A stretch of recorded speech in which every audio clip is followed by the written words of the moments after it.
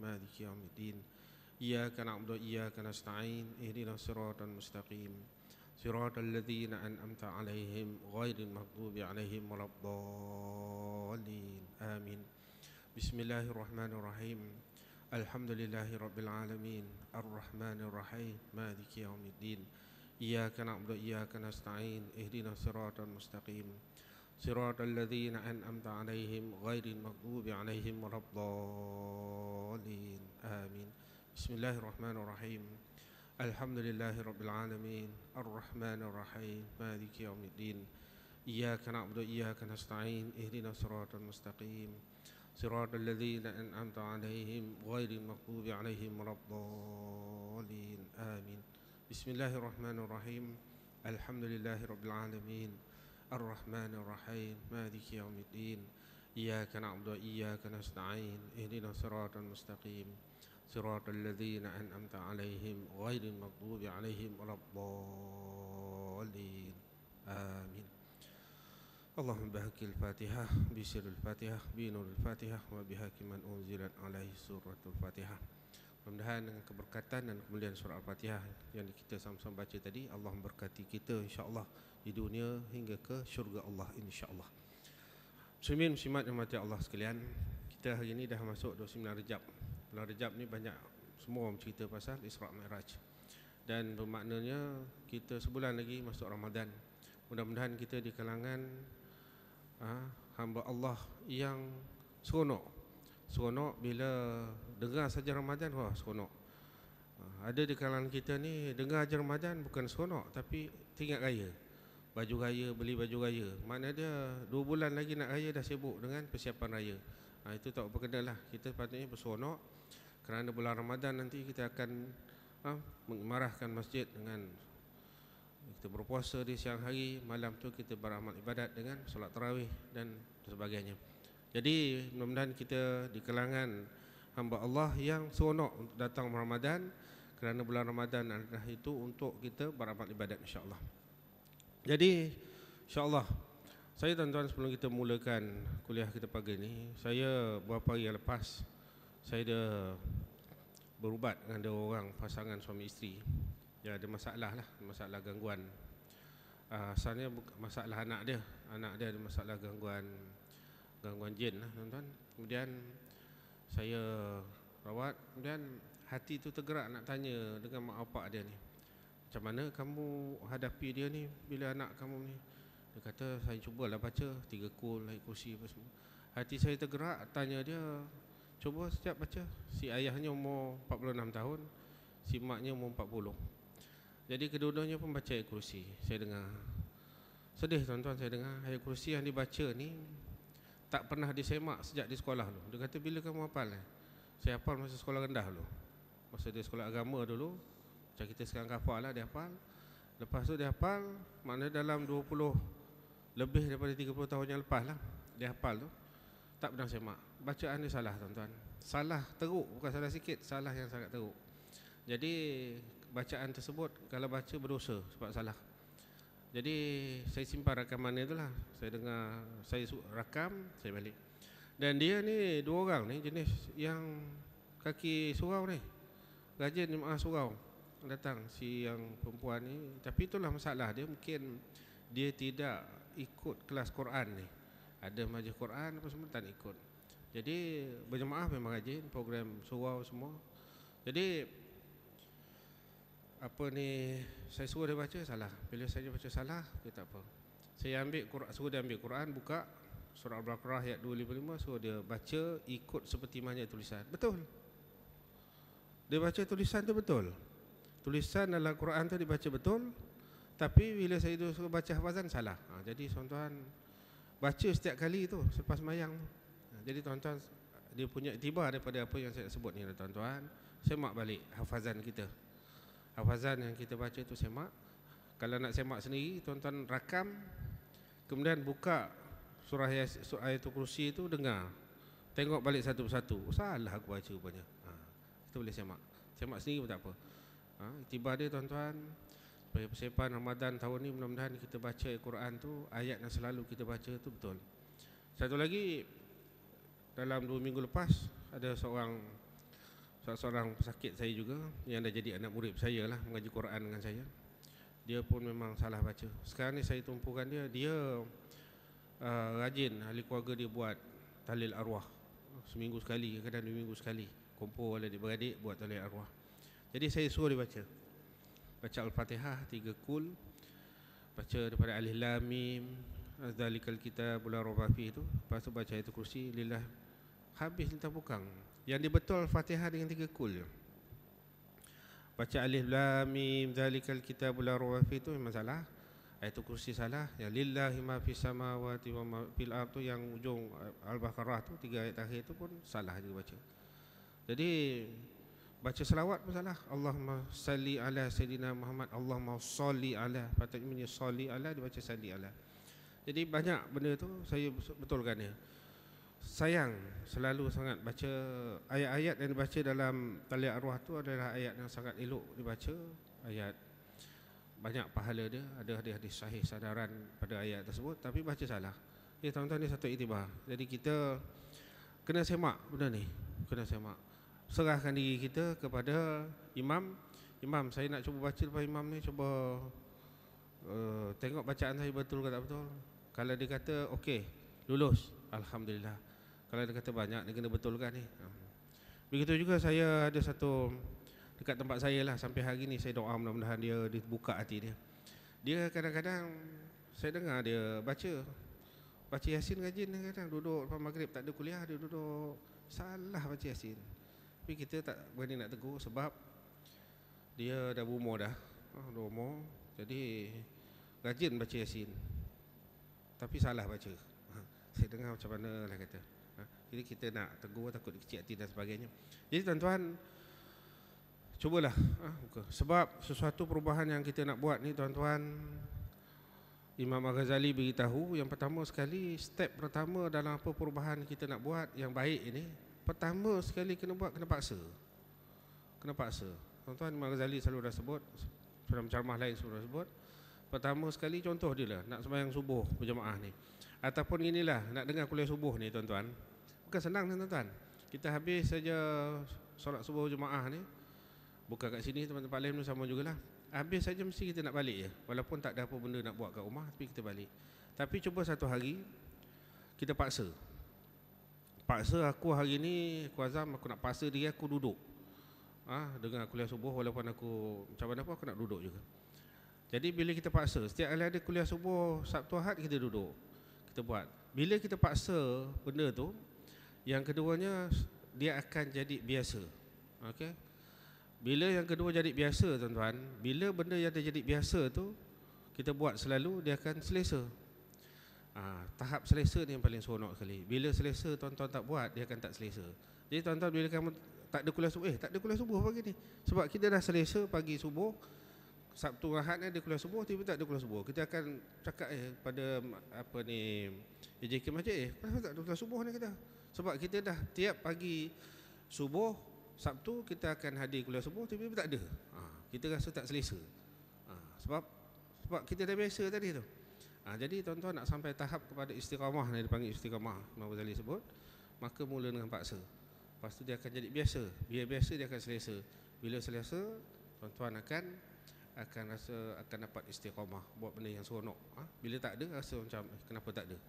Jadi begitu juga dalam amal ibadah yang lain, tuan-tuan mula dengan paksa.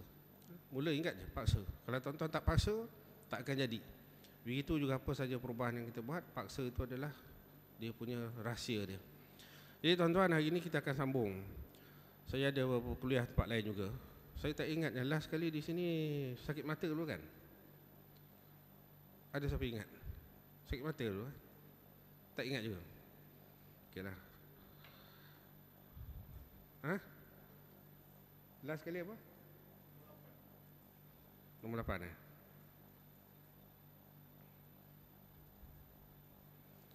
Last kali sakit mata ke? Okey. Jadi hari ini tuan-tuan, kita akan masuk satu lagi bab, iaitu doa ilaj ilahi. Doa ilaj ilahi ini panggil rawatan ketuhanan. Ini daripada hadis Nabi, tuan-tuan, hadis Nabi. Dan doa ini adalah sangat-sangat elok bagi kita yang ada penyakit-penyakit kronik dalam tubuh badan kita ini, yang penyakit yang biasanya sukar sembuh, dan biasanya saya bagi kat pesakit saya suruh hafal kalau ada penyakit-penyakit. Di antara penyakit-penyakitnya nanti saya akan sebutkan. Jadi sebelum kita mulakan ni, mari saya baca dulu doa ini. Jadi tuan-tuan cuba ikut insya-Allah. Cuba tengok kat skrin tu, kalau tak nampak lah, kalau tak ada buat buku. Jadi saya cuba buka satu-satu ni, tuan-tuan cuba tengok. Okay. Saya besarkan sikit, mudah-mudahan pun dapat baca ya. Okey, kita terus saja dengan baca ni. Habis saya baca, tuan-tuan ikut Nama doa ini doa ilahi. Saya akan terangkan kemudian. Rabbunallahu alladhi fis sama'. Ikut. Taqaddasas muka amruka fis sama'i wal ardh.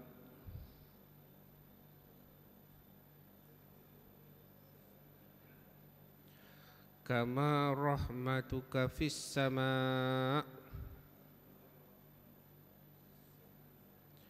faj'al rahmataka fil ardh. Waghfir lana hubana wa khatayana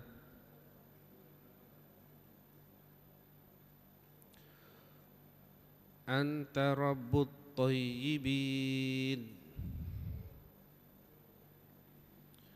Anzil rahmatan min indik wa shifaan min shifaik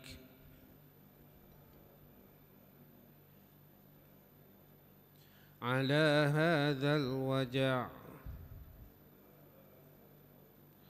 fayabra'a biiznillah. Kalau siapa yang ada buku tu, tuan-tuan boleh buka muka surat 19.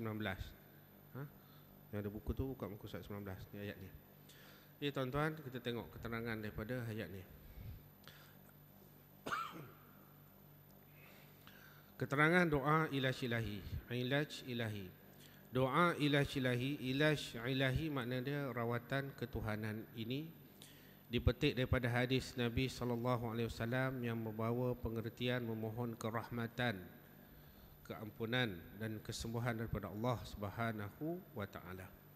Sabda Rasulullah SAW yang diriwayatkan daripada Abu Darda radhiyallahu anhu, man ishtaka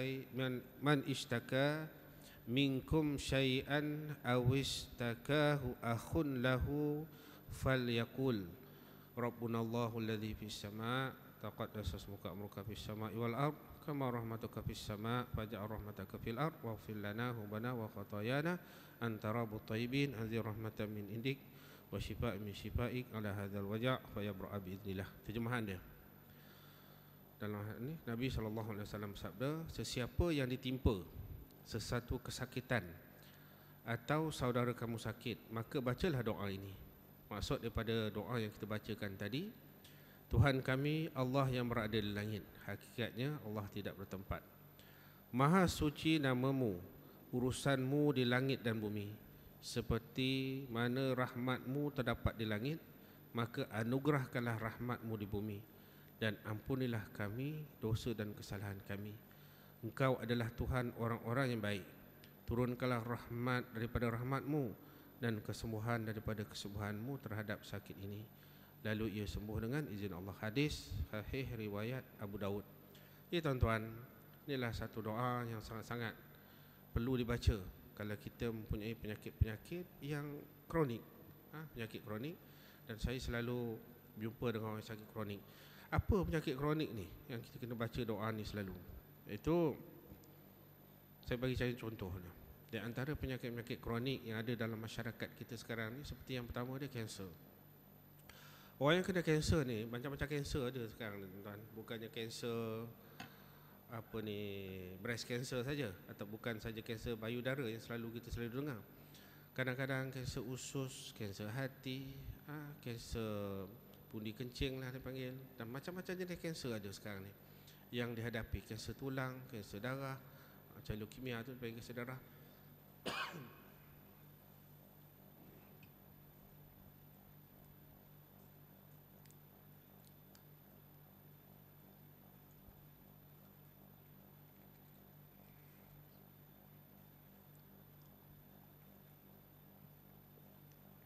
Jadi penyakit kanser ni adalah penyakit yang kronik, dan biasanya penyakit kanser ini dia memang tak ada rawatan yang 100% boleh sembuh, tetapi kita boleh kawal dia. Kawal dia dengan berdoa. Saya pernah cerita sebelum ni, tak apalah saya ulang lagi sekali. Siapa yang pernah dengar pun tak apalah, sebagai ulang kaji. Saya ada sofa yang saya rawat pesakit kanser yang kronik, yang saya rawat ada 3 orang. Seorang meninggal. Yang 2 orang ni Allah panjangkan lagi. Yang pertama tu tuan-tuan, dia bila dia kata dia dapat kesan sakit kanser, saya ajar dia doa supaya dia amalkan. Doa dia, nun wal qalami yasturun ma anta bi ni'mati rabbika majnun. Adalah kaedah-kaedah yang perlu dibaca. Dan juga setiap kali lepas sembahyang baca doa ni. Saya suruh dia hafal doa Cik Ilahi ni, baca selalu. Jadi tuan-tuan, alhamdulillah dekat 10 tahun dia bertahan. Mana dia masa lepas dia baca doa tu, dia pergi haji sebelum PKP tu 2018 dia pergi haji. Dia masa buat haji tu dia kata memang sangat-sangat sihat walafiat. Kemudian dia buat pemeriksaan doktor kata kamu tak ada kanser, dia kata. Walaupun pada beberapa tahun sebelum tu memang ada kanser, kesan kanser daripada sampel yang dia ambil tu, dia breast cancer. Kemudian alhamdulillah sihat. Kemudian balik daripada haji tu tahun 2018 tu, dia hantar mesej kat saya, ustaz, alhamdulillah sihat buat haji apa semua. Perempuan wanita perempuan. Kemudian dia kata, kalau saya tak baca lagi doa tu boleh ke? Saya kata jangan. Doa saya ajar tu kamu terus baca. Terus baca, dia kata. Jangan tinggal. Kerana umpama padang pasir yang tidak ada tumbuh-tumbuhan, dia kata, tetapi benih ada kat situ. Kalau tak percaya cuba disiram air di padang pasir tu, tumbuh pokok. Jadi begitu juga kaedah yang kita rawat ni, minta supaya kanser tu, sel kanser tu tidur. Tidur dengan kaedah rawatan yang saya sebut tadi lah.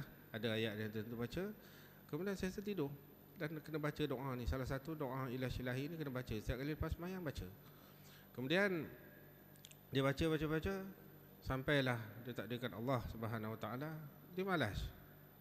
Dia jadi malas. Tiba-tiba penyakit dia terus ke stage 4. Jadi suami dia call, boleh tak jumpa, bagi semangat kat isteri saya. Dia kata masuk kat Sunway Hospital. Saya pergi jumpa. Saya kata, ustaz, saya lalai ustaz dah pesan dulu, saya tak baca ustaz. Saya dekat 6 bulan saya tak baca doa ni ustaz. Dia kata saya lalai, kata saya sibuk ikut program rombongan sana rombongan sini, pergi ke Vietnam lah, pergi situlah sini, lalai kata dalam travelling. Dia selalu sangat travelling dalam 6 bulan tu. Maklumlah orang yang dah dapat duit KWSP, orang kata dapat KWSP kan duit banyak, asyik pergi sana pergi sini apa semua, last sekali lupa baca. Yelah dalam travelling kan selalu musafir apa semua ni, ikut sana program sini, pergi ke sana pergi sini, last terlupa baca. Lepas tu tiba-tiba rasa sakit sangat dada, pergi tengok, berebak dah. Jadi tuan-tuan, sepanjang dia amalkan doa tu, penyakit tu dalam kawalan. Sebab tu kita ni tuan-tuan, sebagai satu contoh dia, orang yang sakit darah tinggi kan, dia selalu ubat. Ini saya cerita dia pasal ni. Dia ni pun dulu saya ajar juga dulu, meninggal dah. Dia kena darah tinggi yang teruk sangat. Saya cakap doa ni jangan tinggal, baca selalu. Supaya kita tenang, hati kita tidak gelisah selalu. Walaupun banyak masalah macam mana pun baca. Jadi dia tak baca. Satu hari tu sebelum PKP jugalah, masa program kita buat Majahir Raya dekat tempat saya tu, dia nampak selalu memang orang gembira. Selang 3 hari lepas tu meninggal. Jadi darah dia menjunam naik tinggi, pergi ke hospital sambil muntah apa semua pagi tu. Masa tu dia hantar isteri dia nak mengajar ke sekolah, dia muntah, isteri dia bawa pergi hospital. Dia seminggu lepas tu dia meninggal. Jadi masa dia nazak tu saya ada sekali. Tu sedih, saya kata. Dia amalkan doa ni selama 5 tahun tuan-tuan. Tiba-tiba dia malas baca. Dia cakap dengan saya tu, alamak, masa dia, saya lupalah doa tu. Dah lama tak baca dah. Berapa bulan dah tak baca dah, dia kata. Jadi doa ni adalah doa yang perlu diamal bagi kita yang siapa ada masyarakat kronik. Tuan-tuan share lah. Siapa ada masalah penyakit-penyakit kronik, di antaranya kanser. Okey, satu. Yang kedua, masalah jantung. Siapa yang pernah buat operate jantung ni, jantung ni ada dua jenis sakit. Satu pertama, dia lemah. Jantung kita lemah. Kemudian yang satu lagi, masalah saluran darah pergi ke jantung tersumbat. Saluran darah jantung pergi ke sumbat ni, rawatan moden dia ialah pasang stent. Itu biasa kita dengar kan, masuk stent. Yang kedua, buat bypass.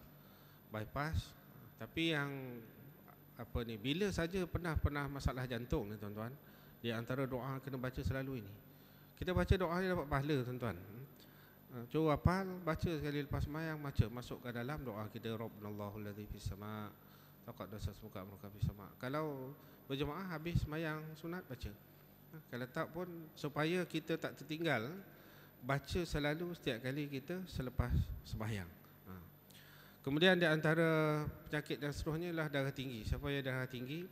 Darah tinggi yang jenis apa ni, tinggi sangatlah. Makan ubat pun tinggi juga. Ada orang penyakit ni, dia makan ubat yang kerajaan punya lah, ambil dekat klinik kerajaan, hospital kerajaan. Dia makan, walaupun dia dah makan, tekanan darah dia bila cek kadang-kadang 150, bawah 90 contoh dia. Tinggi tu, dekat border. Jadi yang normal dia dalam 120 lebih, 70 lebih. Tapi tak, masih tinggi je. Walaupun dah makan ubat masih tinggi, kena kontrol dengan ni. Supaya apa? Bila kita baca selalu doa ini, bila kita datang suatu benda yang stres, menyebabkan kita stres. Di antara stresnya apa? Stres dengan anak. Kalau si mak ni stres dengan anak, nak tak dengar cakap pun semua, keluar malam pun semua, malas nak belajar, kita marah, suruh dia semayang, dia tak semayang dan sebagainya. Stres benda ni. Jadi ataupun seorang isteri marahkan suami dia, macam-macam hal lah. Suami yang malas lah, itulah ini, macam mana, rumah sepah apa semua tak nak tolong, pinggan mangkuk semua tak nak tolong basuh, dia balik kerja penat dan sebagainya. Stres benda tu. Jadi tekanan darah naik. Dia dekat border tadi tiba-tiba naik sikit saja akan menyebabkan rasa-rasa nak muntah, loya dan sebagainya, boleh menyebabkannya. Tapi kalau kita selalu baca doa ni, selalu walaupun dalam keadaan yang stres macam mana pun, kita akan cool saja. Hati rasa tenang saja, walaupun dia ditimpa sebagai musibah dan sebagainya, tenang. Kemudian orang yang ada masalah sakit buah pinggang, yang ni selalu saya suruh selalu. Ada seorang tu dia pakai dialisis.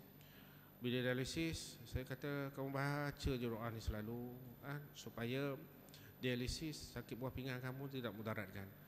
Pernah sekali tuan-tuan, dia patutnya dialisis dia seminggu 2 kali.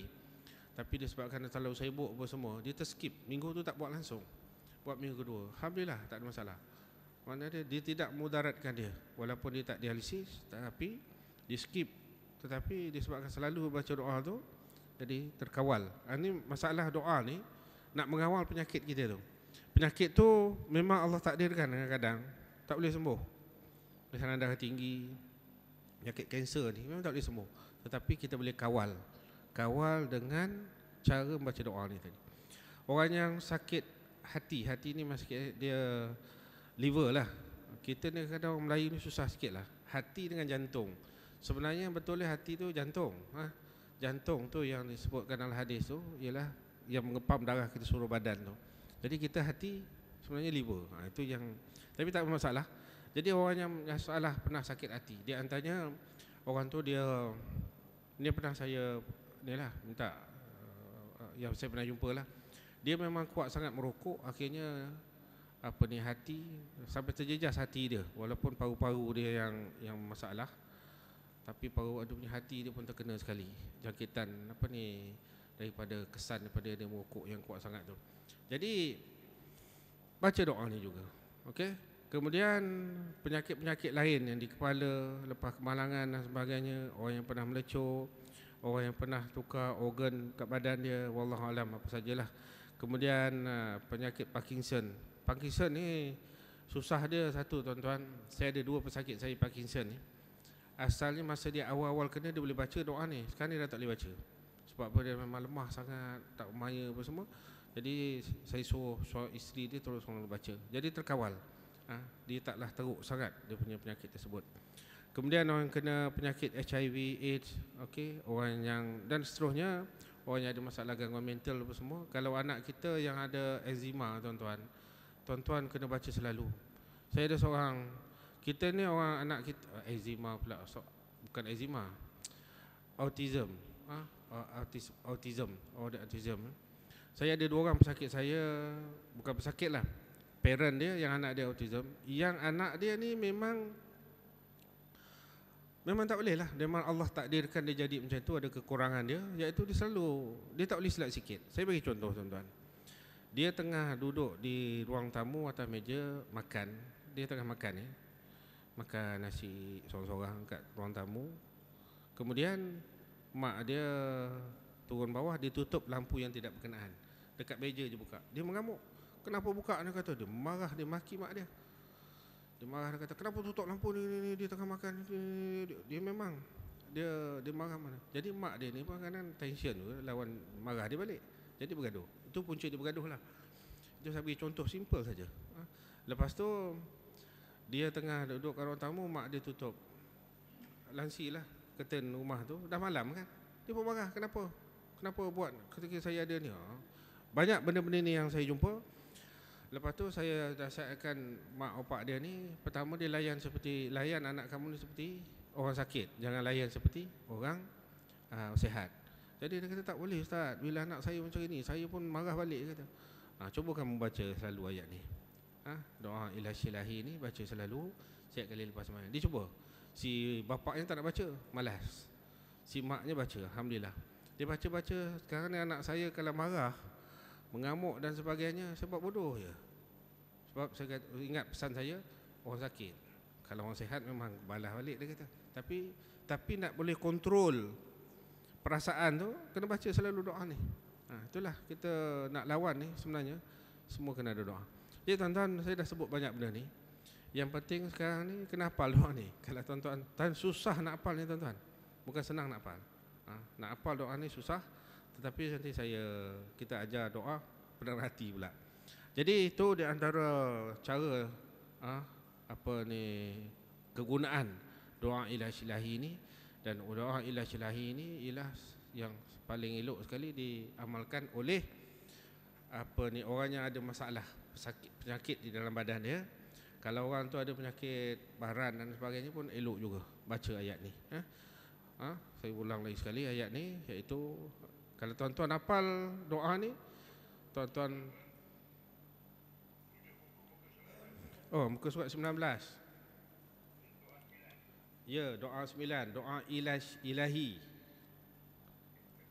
Okey, ada buku kan? Ada. Doa ni cuba hafal. Saya baca lagi sekali doa ni dalam buku muka surat 19. Rabbunallahu alladzi fis sama' taqaddasa ismuka amruka fis sama'i wal ard kama rahmatuka fis sama' faj'al rahmataka fil ard waghfir lana hubana wa khatayana anta rabbut thayyibin anzil rahmatan min indik wa shifa'an min shifa'i ala hadzal waja' fayabra'a bi idznillah. Baca selalu tuan-tuan.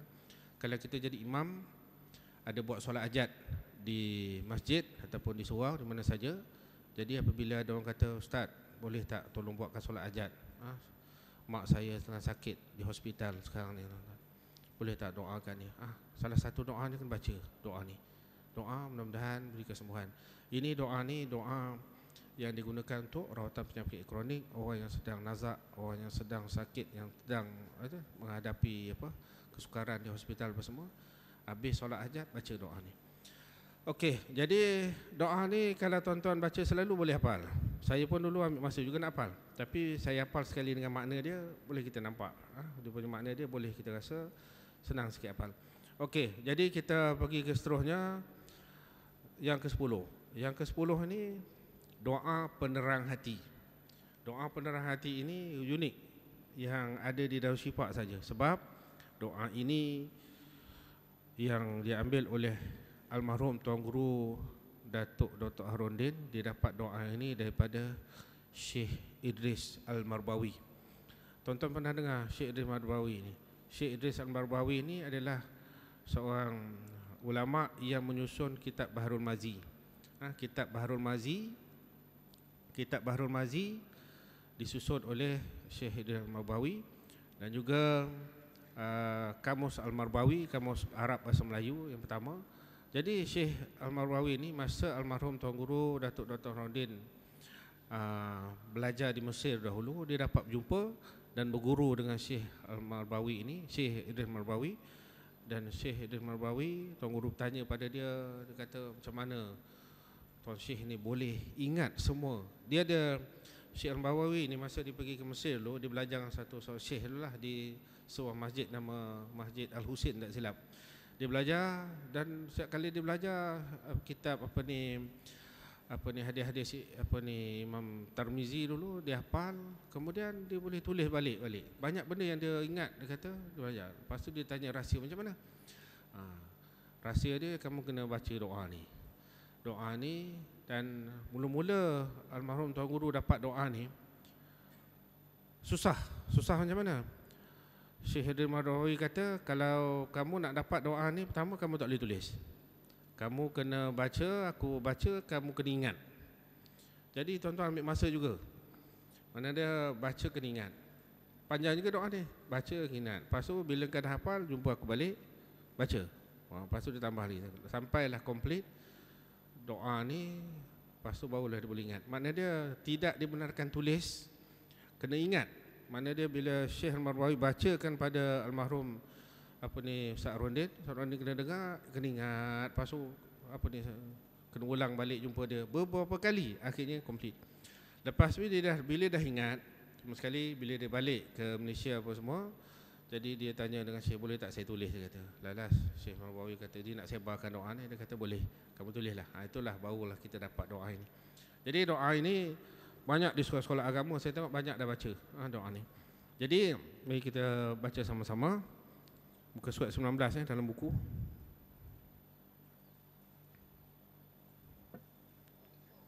Ya.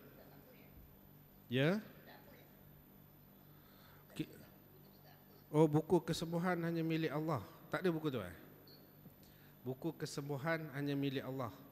Tak silap saya ada jual dulu buku ni banyak masa awal kuliah dulu. Nama kitab Kesembuhan Hanya Milik Allah, karangan Tuan Guru Datuk Dr. Harondin. Tak ada buku tu Ni saya tunjuk dalam gambar ni Tak nampak Ni okay. Tak apalah Kalau tak ada nanti pesanlah dekat JK Masjid Huli. Okey, boleh dapatkan. Okey, rujuk muka surat 19. Okey, mari kita baca sama-sama. Bila saya baca tuan-tuan ikut Ya muallima Ibrahim al-hikmata 'allimna. Boleh ikut? Saya ulang lagi sekali Ya muallima Ibrahim al-hikmata 'allimna.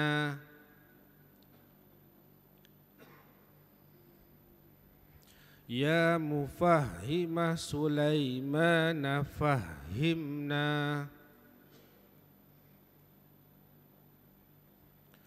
Fafahhamnaha Sulaiman.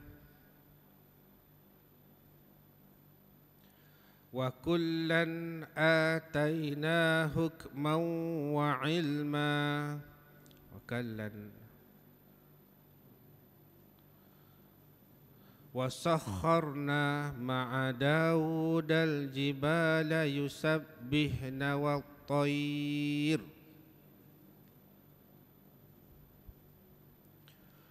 وَكُنَّا فَاعِلِينَ. يَا رَبَّ سُلَيْمَانَ وَيَا رَبَّ إِبْرَاهِيمَ وَيَا رَبَّ مُوسَى وَعِيسَى ويا رب محمد صلى الله عليه وسلم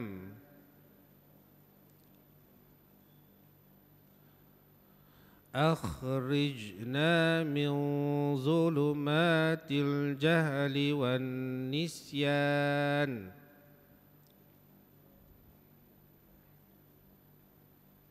برحمتك يا أرحم الراحمين.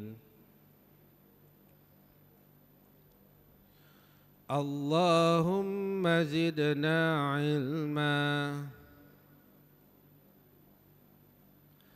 وارزقنا فهما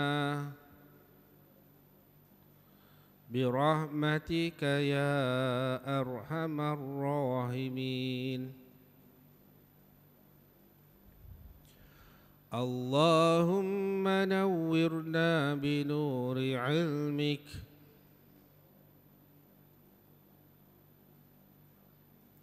وأبعدنا النسيان برحمتك يا أرحم الراحمين. اللهم ارزقنا فهم النبيين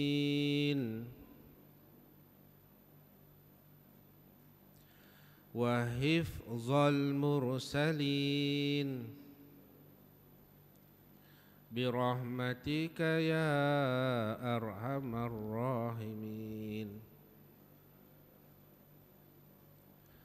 والحمد لله رب العالمين. Jadi dalam penerang hati ni tuan, dalam situ ada satu ayat Quran. Ayat Quran, fafahamnaha Sulaiman wa kullan ataina hukma wa ilma wa sakharna ma'a Daud al-jibala yusabbihna wa qair wa kunna fa'ilin. Yang maksud ni dekat situ, kami firman Allah Subhanahu Wa Taala, maka kami Allah telah memberikan pengertian kepada Nabi Sulaiman tentang hukum yang lebih tepat, dan kepada masing-masing mereka telah kami berikan hikmah dan ilmu, dan telah kami tundukkan gunung-gunung dan burung-burung semua bertasbih bersama Daud, dan kamilah yang melakukannya. Jadi kita ambil tabarukan. Tabarukan ni kita ambil keberkatan ataupun tawasul. Dalam kita ahli sunnah wal jamaah, kita boleh bertawasul dengan nabi-nabi dan dengan nama-nama nabi. Jadi di antaranya kita ambil daripada ayat Quran ini, kita ambil macam mana Nabi Sulaiman, Allah bagikan kurnia kepada dia, dia boleh memahami satu-satunya nabi yang Allah bagikan kurnia pada dia, dia boleh memahami percakapan haiwan. Semua binatang dalam dunia ini, daripada sekecil-kecilnya, daripada semut sampailah sebesar-besarnya, semua dia boleh dipahami oleh Nabi Sulaiman. Dan Nabi Sulaiman ini ialah anak kepada Nabi Daud, dan Nabi Daud pun mempunyai kelebihan. Tapi kalau tengok dalam ayat ini, ialah kisah bagaimana yang disebutkan dalam terjemahan daripada tafsir daripada ayat ini, iaitu kisah bagaimana Nabi Daud dengan Nabi Sulaiman, iaitu kisah pada zaman Nabi Daud ni ada seorang pekebun, seorang orang yang buat tanaman-tanaman. Kemudian ada seorang lagi iaitu peternak kambing. Jadi satu hari petani ini kebun dia habis, makanan benda yang ditanam tu dimakan oleh kambing-kambing daripada peternak kambing tadi. Lalu si pekebun ini mengadu kepada Nabi Daud. Nabi Daud pun beritahu, okey, kalau itu maknanya kamu punya kambing ni semua kena serahkan kepada pekebun sebagai ganti rugi kerana merosakkan tanaman tersebut. Selepas keputusan itu dibuat, lalu si peternak kambing ni tak puas hati, dia jumpa Nabi Sulaiman. Dia kata, wahai Nabi Sulaiman, dia kata, apa yang diputuskan oleh kamu tadi itu tak puas hati dia. Lalu Nabi Sulaiman pun kata, ya, dia pun beritahu kepada ayah dia Nabi Daud, bahawa saya ada lebih pandangan yang lebih baik daripada apa yang telah diputuskan. Dia kata gini, ini Nabi Sulaiman beritahu kepada ayah dia Nabi Daud lah, iaitu saya cadangkan supaya pekebun ni tadi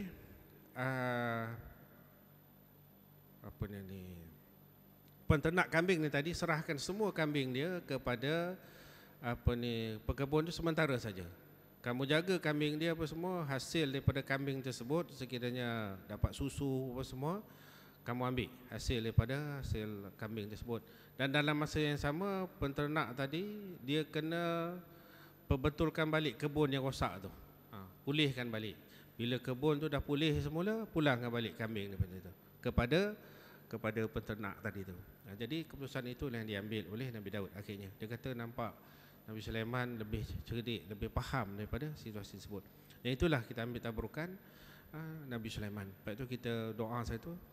Kemudian kisah Nabi Ibrahim yang diberikan kepahaman oleh Allah SWT. Sebenarnya dalam kita mengingat ni tuan-tuan, kita jangan ingat saja. Kalau ingat saja kita tak faham, dia tak jadi. Banyak orang kata ilmu Islam ni, especially ilmu fiqah ni, kalau kita ingat saja tapi kita tak faham. Ingat saja tapi tak faham, jadi kita melakukan banyak kesilapan. Misalnya kita bermusafir, kita buat jamak kasar apa semua. Kita ingat saja tapi kita tak faham. Itu banyak orang melakukan kesilapan. Kita solat jenazah, kita faham saja. Saya selalu solat jenazah ni tuan-tuan, ambil tiba. Tuan-tuan, saya nak tanya soalan. Kita solat jenazah ni dibuat di masjid ni contohnya. Selesai saja solat jenazah, kita pun sampai. Bila kita sampai, jenazah tu pun dibawa pergi ke kubur. Lepas tu, boleh tak masa jenazah tu on the way pergi kubur tu, kita buat solat jenazah di masjid ni, buat solat gaib? Boleh tak boleh? Dah jenazah dah tak ada, dah buat kubur tu. Kita dah sampai ni, kita dah jauh ni. Jenazah tu dah sampai kubur, sekarang ni katakan dengan talqin, jenazah dah pergi kubur dah. Kita pun, yalah kita buat solat gaib lah di masjid ni. Boleh ke tak boleh? Boleh tak boleh? Boleh ke? Boleh ke tak boleh? Soalan ni pernah siapa tanya tak? Ini sebab orang tanya saja, Ustaz, jenazah mana Ustaz? Saya masa baru nak pergi kubur kan. Boleh tak saya dengan keluarga saya nak buat solat jenazah gaib saya kat masjid ni? Boleh ke tak boleh? Jawabnya tak boleh. Tak sah solat jenazah kita tu. Okey? Kerana solat gaib ini hanya boleh dibuat sekiranya kita berada 2 marhalah daripada tempat jenazah tersebut. Contoh dia kata, dan syarat kita nak solat gaib ni, jenazah tu jauh 2 marhalah daripada tempat kita duduk dan jenazah tersebut telah dimandikan. Macam juga ada orang kata, dapat kematian kawan kita meninggal, sekarang kat mana? Kat hospital. Dah uruskan belum? Kita solat jenazah. Marilah kita buat solat jenazah gaib lepas solat maghrib. Jenazah dekat hospital lagi tak diuruskan apa lagi? Tak boleh, tak sah. Syarat dia mesti jenazah tersebut telah dimandikan. Lepas mandi boleh kita solat. Dan jenazah tu mesti jauh. Jadi apa nak buat tadi? Dia tanya kata, kamu nanti lepas dia orang selesai talqin apa semua, kamu berdiri atas kubur, sembahyang atas kubur tu solat jenazah. Itu pun boleh. Itu banyak kita tak buat benda tu. Jadi saya selalu buat tuan. Balik sampai kampung, jenazah dah talqin. Habis saja mula-mula saya buat dulu, dia orang kata, boleh ke tak boleh? Lalas sekarang ni ilmu tu dah datang, kepahaman tu dah datang. Kalau saya buat macam itu, ramai pula ngikut yang tak solat jenazah tadi, tak sempat. Sampai-sampai jenazah dah pergi kubur. Jadi kita sembahyang atas kubur. Bila sembahyang atas kubur kena faham juga. Ini saya nak bercerita benda-benda yang simple sebab saya menghadapi benda ni selalu. Jadi kalau kita nak sembahyang atas kubur tuan-tuan, pastikan kita tak bernajis. Bernajis macam mana? Jadi kalau kita pakai kasut kita kena keluar, pijak atas kasut. Bila kita sarung kasut itu, bawah tu memang ada najis. Buka kasut, pijak atas kasut, baru berdiri sembahyang. Supaya najis tu kita tidak menanggung najis tersebut bila kita pijak kasut tu. Jadi kalau kita sarung lagi kasut tu sembahyang, kalau bawah tu kasut yang kita pakai tadi pijak ada najis, tak sah sembahyang kita. Jadi itu cara dia. Berdiri. Saya pernah balik kampung tu, ramai yang tak solat lagi. Bila saya, ada siapa yang nak solat sekali? Ramai rupanya. Dekat 30 orang sembahyang atas kubur. Dekat salah kubur semua ada. Sebab apa? Tak sempat tadi masa jenazah. Jadi boleh. Tak boleh sembahyang gaib. Ingat kalau nak sembahyang gaib, syarat dia mesti 2 marhalah. Nanti banyak orang ni suka hati dia kata, tak sempat lah tadi, solat gaib lah. Tak boleh. Solat gaib mesti jenazah. Kalau kita di kawasan sini, nak sembahyang jenazah pergi ke kubur tadi. Syarat dia mesti pergi kubur, sembahyang atas kubur. Salat jenazah tersebut. Ini benda ni masalah dia kefahaman benda ilmu yang kita dapat. Begitu juga macam mana ulama nak dapatkan kefahaman pasal ilmu usuluddin. Yang paling simple sekali ilmu usuluddin ni ya tuan-tuan, iaitu saya dengar sampai hari ni saya ingat, iaitu satu ustaz mengajar di tempat saya. Kita nak bagi faham usuluddin mudah aja. Tuan-tuan nak bagi faham ni, ini pasal kepahaman yang ulama dapat apabila memahami ilmu ni kan. Saya nak beritahu tuan-tuan, kita dekat sini tuan-tuan, katakan kita beli ayam. Katakan ada satu kedai runcit di sini dijual ayam. Kita pun beli ayam tu, dia pun potong. Dia tanya nak potong berapa? Kata potong 18. Okey, dia pun potong masuk plastik, kita bayar. Okey, selesai. Dia timbang, katakan 3 kilo. Katakan sekarang sekilo, saya bagi simple lah. Katakan sekilo RM10. Okey, RM30. Nak potong berapa? 18. Potong masuk plastik. Okey, ini di tempat kita. Jadi di kampung, kita balik kampung, kita beli kedai sama, kedai runcit juga, kata timbang berapa? RM30. Bang, potong 18 ya. Kalau nak potong bayar RM1 bang, kata. RM1. Tempat saya tak perlu bayar. Tapi kat sini kena bayar RM1. Jadi wajib kita bayar RM1 tu. Maknanya dia kan beza. Tempat kita memang tak kena bayar. Apa hukum bayar RM1? Kata tak boleh. Tempat saya tak bayar. Saya tak nak bayar, kamu kena potong juga. Tak boleh. Maknanya dia kena ikut kat kampung untuk kena bayar RM1. Itu kita kena faham. Hukum dia ada beza. Simple je. Tempat kita memang kebiasaannya tak payah kena bayar tambahan RM1 dekat kampung, kena bayar RM1 untuk potong. Jadi kena bayar. Jadi benda-benda macam ini maknanya dia hukum dia tak sama, ikut tempat yang beza. Begitu juga masalah ilmu-ilmu Islam ni, ulama yang faham. Sebab tu kita jangan faham ikut kita Tuhan berada di langit. Kan? Nabi Isra' Mi'raj jumpa Allah Subhanahu Wa Taala. Kita ahli sunnah wal jamaah tak boleh begitu. Makna dia Allah bukan melihat. Itu benda yang kita tak boleh nak bayangkan macam mana. Kekuasaan Allah macam mana. Bila Allah naik ke langit tu bagaimana, itu semua. Yang penting dia kata Allah tu tak ada tempat. Kita kena faham, kita punya kefahaman bahawa kita tak boleh samakan Allah tu dengan makhluk. Kita tak boleh bayangkan langsung. Jadi kata tuan-tuan kata langit. Atas kita ni langit. Orang yang duduk sebelah Jepun sana langit juga. Orang belah mereka langit juga. Jadi kat mana tu langit sebenarnya? Langit tu benda tu luas bulat. Jadi kita tak tahu di mana sebenarnya. Atas kita ke, atas belah sana ke. Jadi benda tu terlalu luas, benda yang kita tak boleh imagine. Dan yang kita boleh tahu nanti kita dah mati nanti. Sebab kalau kita tengok tuan-tuan dalam masalah ini, tuan-tuan tu pernah bayangkan seorang petani yang sedang buat sawah padi. Dia kata kalau kita cakap masa tu ada pakcik, dia kata pakcik akan datang ni tengah sawah padi, pakcik boleh call anak pakcik dekat rumah, kata. Mana boleh, pakcik, dia kata. Masa tu dekat kampung pun public phone ada satu saja. Public phone ada satu saja. Coba kita masa zaman tu, katakan tahun 60-an lah. Orang tengah kerja sawah, dia kata boleh kita nak contact orang dekat mana-mana. Tak boleh. Tak boleh nak kita fikir macam mana masa tu. Sebab telefon dekat kampung pun tak ada. Kan? Dekat satu kawasan tu pun ada, kalau ada kat kedai ada satu public phone. Tu pun kena pinjam. Tapi masa tu, tapi sekarang tuan-tuan fikir, apa pula tak boleh ya? Tengok YouTube pun boleh, tengok movie pun boleh, kan? Kita tengah kat sawah padi. Itu benda yang kita tak boleh fikir. Sebab tu benda tu kita tunggu. Bila tiba masa dia nanti. Begitu juga zaman Nabi dulu, macam mana Burak bawa Nabi dalam masa satu malam gitu. Kalau zaman dulu tu memang dia orang tak boleh fikir langsung. Tapi zaman sekarang boleh tak fikir? Boleh. Ada jet yang sangat-sangat laju, boleh. Pergi ke mana-mana dalam masa sekejap. Jadi benda-benda ni zaman itu tak boleh. Kita juga kita nak tahu macam mana kita boleh, tak boleh, kita mati dulu. Nanti bila kita dah hari akhirat, dah hisap, kita jumpa dengan Allah, kita tahulah tu masa dia. Jadi benda tu kita tak boleh fikir sekarang kerana tak sampai lagi ke tahap pemikiran kita ke peringkat tersebut. Jadi tuan-tuan, itulah hari ini penerang hati ni elok ajar doa ni kepada anak-anak kita, bacakan selalu. Dan saya nak bagi petua. Ayat ni ayat penerang hati. Satu ayat ni tuan-tuan susah nak hafal. Tapi ada satu lagi ayat. Saya yakin 100% kalau saya bagi ayat ini, tuan-tuan boleh hafal punya. Pendek saja untuk bagi ingat benda yang kita lupa. Tuan-tuan boleh test lepas ni. Saya bagi ayat ini, tuan-tuan cuba baca beberapa kali. Cuba tuan-tuan fikir, aku ada seorang kawan dulu kat masa sekolah dulu. Nama dia kita tak ingat. Ingat masa aku sekolah rendah dulu ada satu orang yang duduk sebelah aku. Cuba tuan-tuan bayangkan. Kawan kita yang duduk sebelah kita masa sekolah dulu. Cuba tak ingat. Ingat tak nama dia? Tak ingat kan? Test tuan-tuan, saya bagi ayat ini, tuan-tuan baca berapa kali, tuan-tuan akan ingat. Saya dah test kat anak saya. Anak saya baru ni, tahun ni anak saya ambil SPM. Ni doa ni saya tak bagi lagi ni.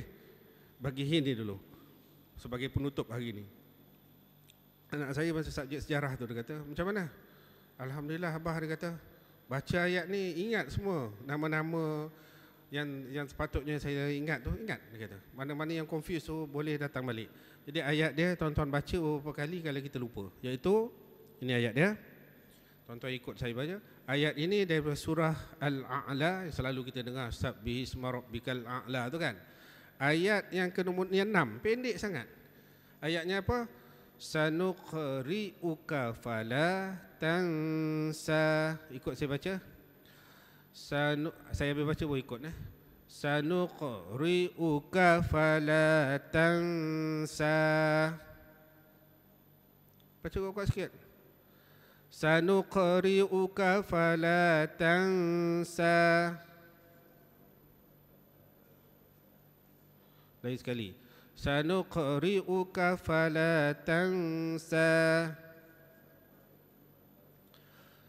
Kalau kita tengok makna perkata tuan-tuan, sanuqri'uka makna kami bacakan kepadamu, fala maka tidak, tansa kamu lupa. Ini makna dia.